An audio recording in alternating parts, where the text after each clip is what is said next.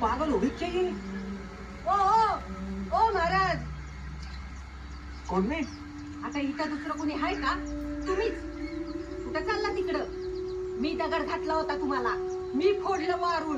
माझ्यासाठी आलाय तुम्ही, मी बोलवलंय. का काही काम आहे? माझ्यासोबत विठ्ठलवाडीला चला.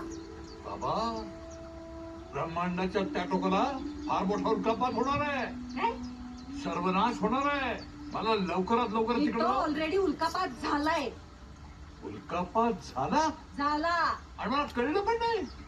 अरे काय चाललंय काय? गरीब शेतकऱ्यांचं गाव आमचं, इनमीन 100 उमऱ्यांचं. आता तिथले उल्कापात